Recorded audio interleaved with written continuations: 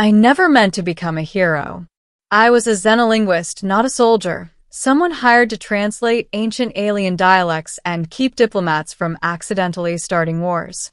Yet fate has a way of dragging ordinary people into extraordinary moments, and on the day the Princess of Elithra was marked for death, I stood closer to her than anyone else in the galaxy.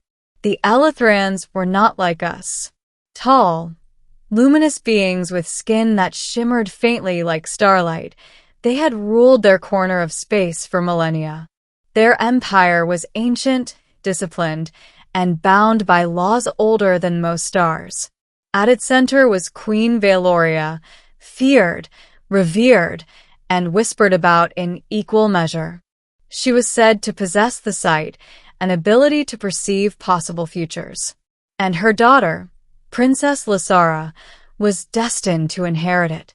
At least, that was the belief, until the prophecy shattered. The Scroll of Ethon, an artifact no outsider was allowed to see, had been unsealed. According to its glowing runes, the princess would bring either eternal unity or irreversible ruin. The ambiguity terrified the High Council. To them, uncertainty was more dangerous than any enemy fleet. And so, they chose the unthinkable. They chose execution. I learned this by accident late one cycle, while translating a sealed council transcript. The words froze my blood. The princess must be removed before the convergence. Removed was a polite word. Elithrans preferred elegance, even in murder. I should have reported it. Instead, I ran. Lysara was being held in the eastern spire of the Crystal Citadel, under ceremonial guard. She wasn't bound or imprisoned in the human sense. Elithran royalty were never treated as criminals, but the air around her hummed with suppression fields. Her power, whatever it truly was, had been dampened. When I reached her chamber, she was standing by the transparent wall, staring into the swirling nebula beyond the planet's atmosphere. She turned when I entered, her eyes glowing faintly violet. "You are afraid," she said calmly. "They're going to kill you," I replied. "At dawn." She didn't flinch. "I know." That calm frightened me more than panic would have. "They believe I will end our empire," she continued, "or save it. They cannot accept not knowing which." "You can escape," I said. "I can get you off-world. I have access codes. Ships." She studied me for a long moment. "If I flee, civil war follows. My death would be cleaner." "Not if you're alive," I snapped. "Not if the Queen knows." At the mention of her mother, something flickered in her expression. Pain, longing, restraint. "My mother sees only outcomes," Lysara said softly. "Not the cost of choosing them." That was when the alarm sounded. The citadel shook as explosions rippled through the lower districts. Red light flooded the spire. External sensors screamed warnings in a dozen languages. Then attack. The Jakor. They were a war species, brutal and efficient, long held at bay by Elithran dominance. And somehow, they had breached the planet's defenses. Later, we would learn the truth. The High Council had leaked shield frequencies. If the princess died during an invasion, it would look like fate, not execution. Lysara met my eyes. "Now you see. There is no escape." "No," I said, gripping her wrist. "There's still a choice." We ran.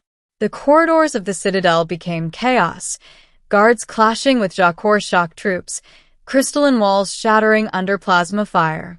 I guided her through maintenance passages only translators and technicians knew.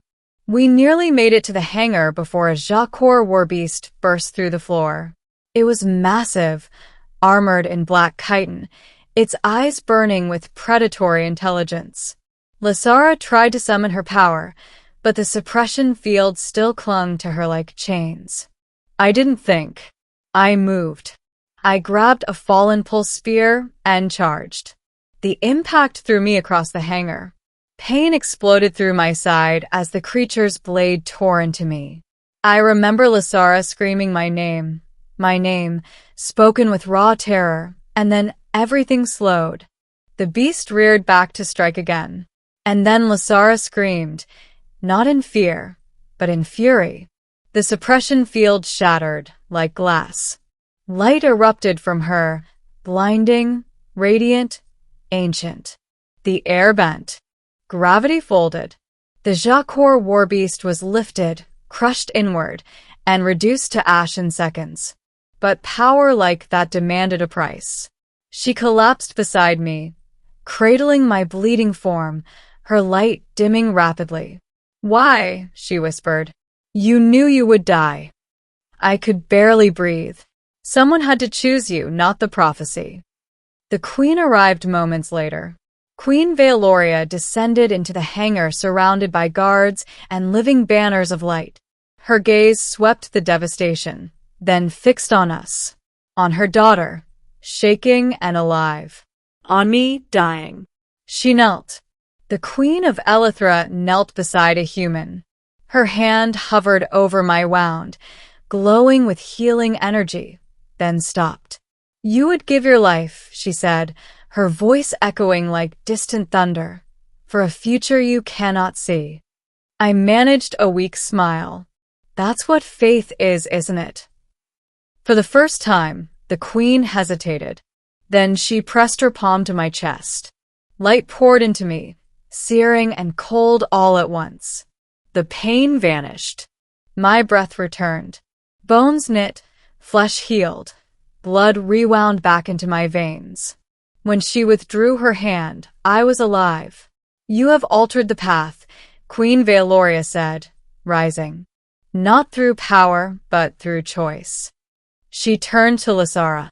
"The prophecy spoke of unity born from sacrifice. I believed it referred to you." Her gaze returned to me. I was wrong. The Jakor invasion was repelled within the cycle. The High Council was dissolved, their betrayal exposed. Across the Empire, systems that had begun to fracture rallied together, not out of fear, but out of inspiration. The princess lived. And so did I. Weeks later, I stood in the Hall of Stars as Queen Veloria addressed the Empire. Lasara stood beside her, no longer just a princess, but a symbol of a new era. The Queen raised her hand, and silence fell. "Let it be known," she proclaimed, "that the one who placed another's future above his own has earned my eternal blessing. He is no longer merely human." She turned to me. "By my decree, you are bound to Elithra, protected by its laws, honored by its people." Lasara's fingers intertwined with mine, and in her eyes I saw not a prophecy but a promise. The future was still uncertain, but for the first time it was being written not by fear, but by courage.